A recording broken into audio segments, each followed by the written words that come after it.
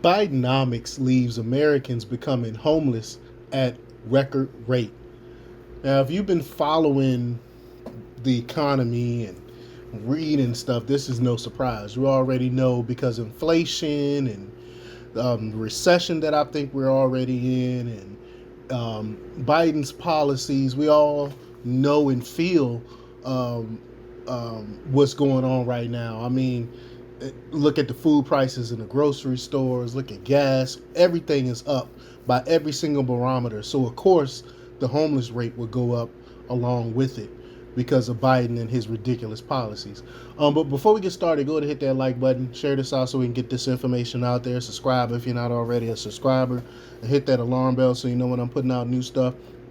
Also, check out my link tree in the description. It has a link to my Patreon where I talk about things I can't talk about here.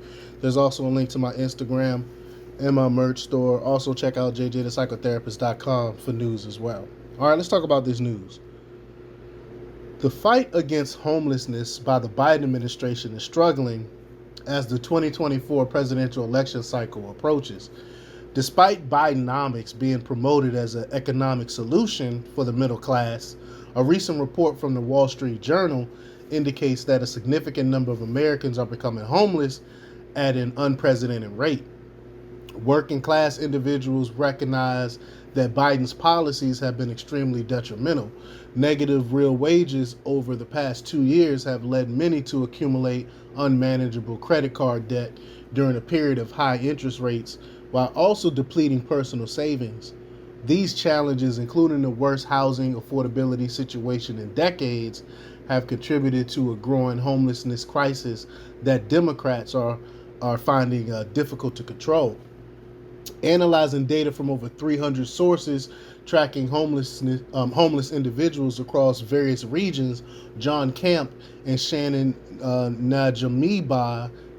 Body, sorry if I pronounced that wrong, of the Wall Street Journal found that their data accounted for 80% of the last year's national homeless count. This year, the data reveals an 11% increase in homelessness compared to 2022, the largest recorded increase since comparable numbers began back in being tracked in 2007. Now, the second highest increase was 2.7 in 2019, excluding an artificially high rise the previous year due to the pandemic-related disruptions in counting. The surge in homelessness has now resulted in nearly 600,000 people living on the streets. Beyond individuals burdened with excessive debt, there's also a significant group unable to afford housing expenses. The scarcity of housing supply and mortgage rates exceeds 7% for 30-year fixed-rate mortgages have intensified the national housing crisis. Now, in the midst of this high-rate climate, consumers have overused their credit cards, leading to a notable drop in credit card debt and leaving them financially strained. With personal savings at historically low levels, many lack the financial safety net during challenging times. Adding to the complexity, over 40 million Americans with student loan debt are set to resume payments in the next 2.5 weeks as COVID relief funds have been depleted.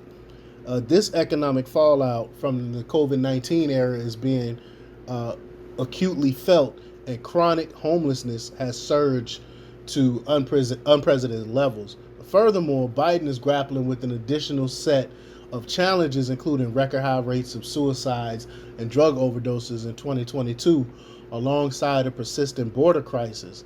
These ongoing crises, which disproportionately affect the working class, have contributed to Biden's plummeting approval ratings, even though some Democrats are still caping for him and pretending that the economy is doing great and the numbers don't really reflect anything.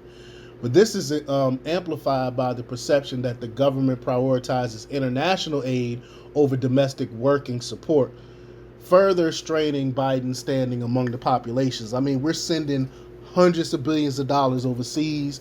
We sent over $100 billion to Ukraine to fight this war. Well, we got homeless crisis and stuff going on here, and he doesn't seem interested in fixing any of that stuff. The border's wide open.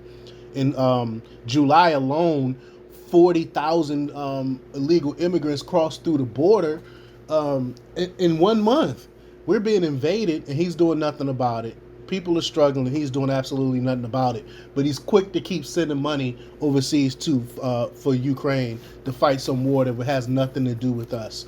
But let me know what you think. Leave your comments down below. Like, share, and subscribe. And check out jjthepsychotherapist.com for the latest in news. Until next time, peace.